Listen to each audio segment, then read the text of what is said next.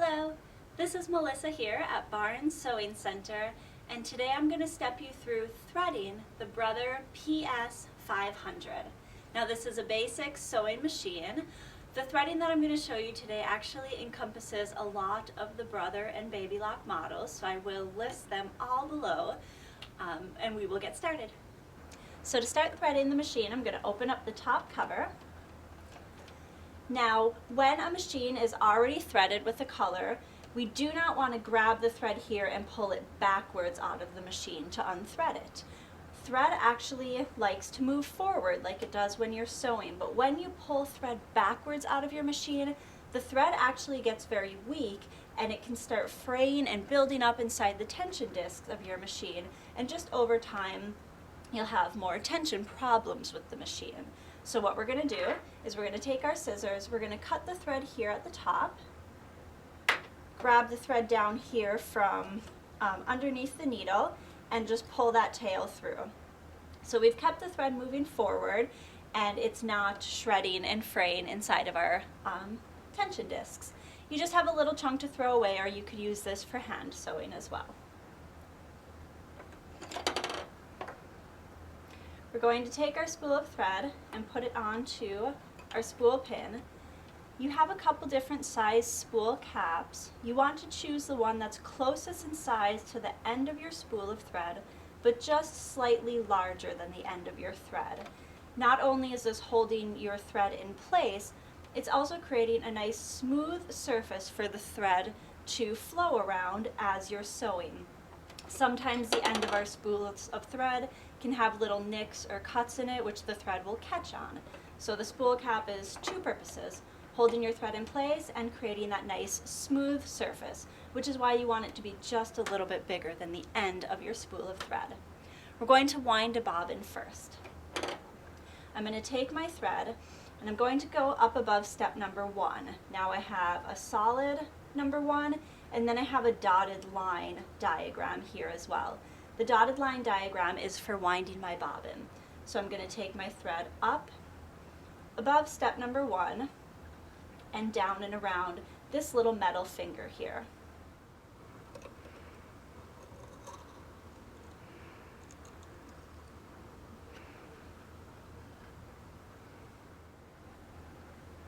I'm going to head over to the right, and my diagram for process number 3 is right here on the machine. But I'm going to take my thread underneath this little metal finger that's pointing to the back, and then I'm going to take my thread and hold it from the front and the back, so when I loop the thread around the left side of my tension disc, I can really take the thread and almost shoe shine it in, so I know the thread is nice and tight in my tension disc.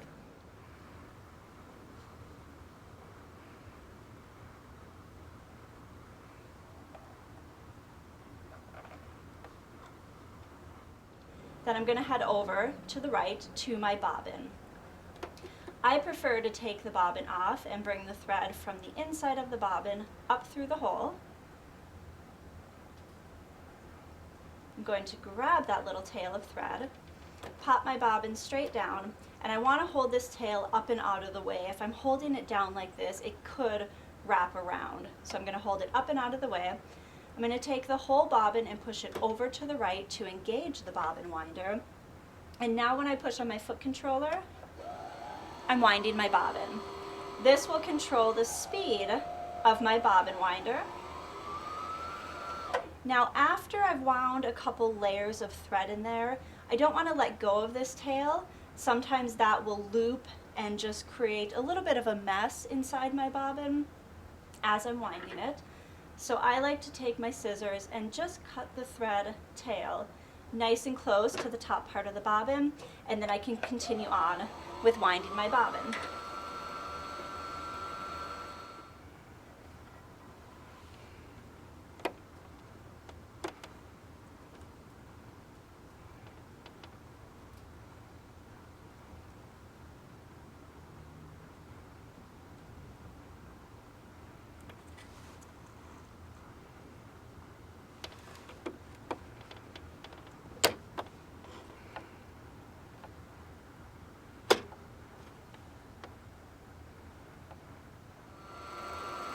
Once my bobbin is full, the machine will actually stop winding for me. So I'm just holding down the presser foot. So the machine actually stopped for me. So I was holding down the foot controller the whole time, but it actually stopped winding for me when the bobbin was full. I'm going to push it over to the left and pull it straight up. And again, I'm going to cut the thread in front of the tension disc, so when I'm pulling the thread through, the thread's still moving forward instead of pulling backwards. Now we're ready to take the bobbin that we just wound and put it into the machine. So I'm going to push this little piece to the right, just like the arrow shows. And that's going to allow my bobbin cover to pop up, and I can take that piece completely off. When I put the bobbin in, I want to make sure that my tail of bobbin thread is hanging down on the left-hand side. So here's my bobbin, and the tail of thread is coming down on the left side. If I was to turn it upside down, my thread would be coming around and hanging down on the right-hand side, and that would be backwards. So with the tail of thread hanging down on the left, and it does show me in the little diagram right here, the thread coming around and the tail down on the left. So it's a nice little reminder right here on the cover. With the tail of thread hanging down on the left, I'm going to drop the bobbin in. Now what I like to do is I like to push down onto the bobbin. That will give me some tension on my thread. And I'm going to take this tail of thread and I'm going to wind it through this whole little path right here. So again, pushing down on the bobbin so I have some tension, I'm bringing the thread to the left, up and over this little hill, down on the left, and right here at the bottom I'm going to swing the thread to the right and give it a little tug, and there's a blade in there that's going to cut that extra tail off for me.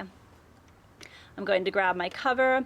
I have this little notch here on the bottom left side that goes right underneath this metal piece. So I line up the left notch first, line that up, and then I'll just push my right side down to close my bobbin cover. So we've wound our bobbin, we've put the bobbin into the machine, now we're ready to thread the machine. With any sewing machine, there's a couple rules that you want to follow before you thread your machine. So the first rule is you want to make sure that your presser foot is not down. When your foot's down, your machine closes your tension discs because it thinks that you're ready to sew. So if we thread the machine when our tension discs are closed, what happens is we have no tension on our upper thread. The top of our stitch might look nice, but when we look at the bottom of our fabric, there's just a jumble of thread underneath because there was no tension on our upper thread, so it all sucks to the bottom of your fabric and just kind of creates a mess. So with this machine, there's a little door right here, and that's step number 4 of our threading path, but I have this little door that closes when the foot's down as a little reminder. So if I start threading the machine and I get to that closed door in there, it reminds me I have to lift the presser foot up. And when I do, that threading path door opens up and I know I'm ready to thread my machine.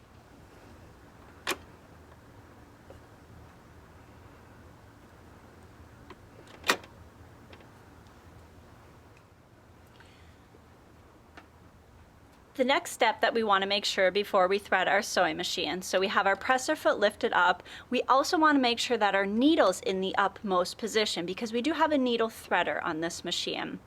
So instead of turning the hand wheel and guessing if your needle's all the way up, you're going to use this needle button right here on the front of the machine, and it just shows a needle. So when I push it once, you'll notice the needle's going to drop down. When I push it again, it's going to lift the needle to the upmost position, which is exactly where I want the needle to be when I thread the machine. So let's review. You want the needle to be all the way up, and you want the presser foot to be lifted up as well, so your tension discs are open. And those two rules are true on every sewing machine. The needle all the way up and the presser foot all the way up when you thread your machine.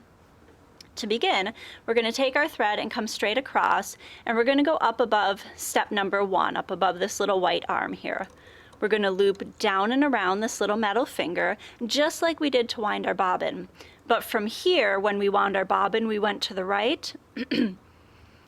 Now we're going to take the thread and we're following the solid line diagram, so we're moving to the left with the thread. So straight across, coming straight down. Step number 3 is right here. It's telling us to loop down and around.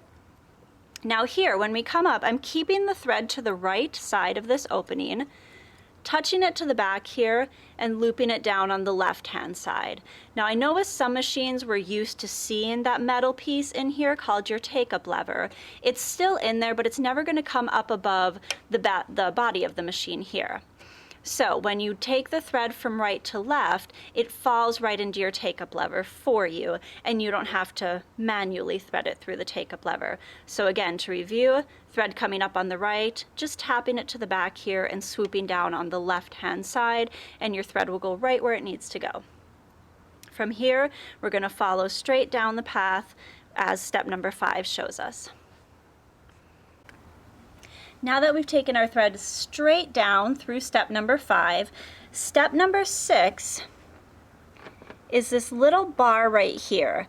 It's just a little metal piece, not your long needle bar. It's just right below that. And there's an opening on the right-hand side. So we want to take our thread, put it behind the right-hand side, and now I have to give it a little tug and feel it click over. That's going to hold the thread nice and close to the eye of the needle, and so my thread's going to stay in the path instead of flopping around in front of the machine. So that's a very important step, and make sure you tug the thread to the left so it clicks into place. Next we have our needle threader here. So the diagram continues on the front of the machine. We want to bring the thread up at an angle so it goes through this V opening here.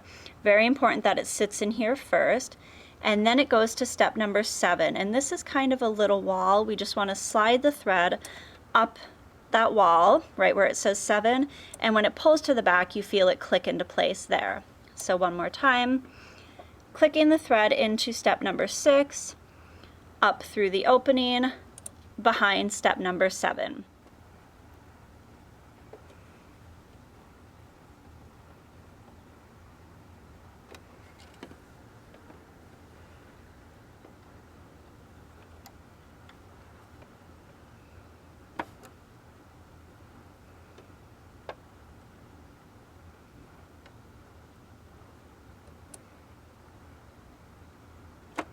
On the side of the machine, we'll wrap it around the thread cutter and give it a little pull to cut that extra tail.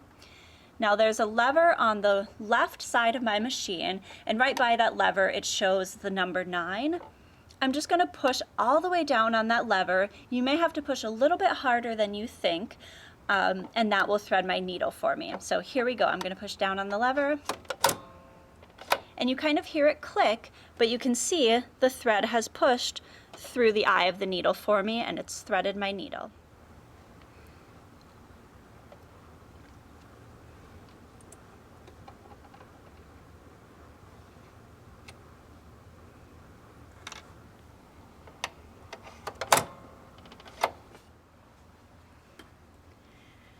And after it threads the needle, it will leave you a little loop in the back, so you can just grab that loop. I like to bring the threads underneath the presser foot and to the back. I do not have to pull my bobbin thread up. Once I wound it through that path, I'm ready to just start sewing, and the machine will catch my bobbin thread for me. So I'm ready to put my fabric in, lower my presser foot, and start sewing.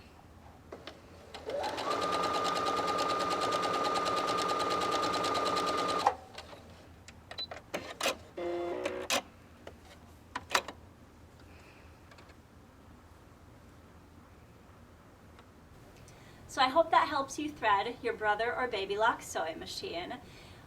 Thanks again for watching. If you have any questions, you can always give this store a call at 330-920-1583. Again, thanks for watching.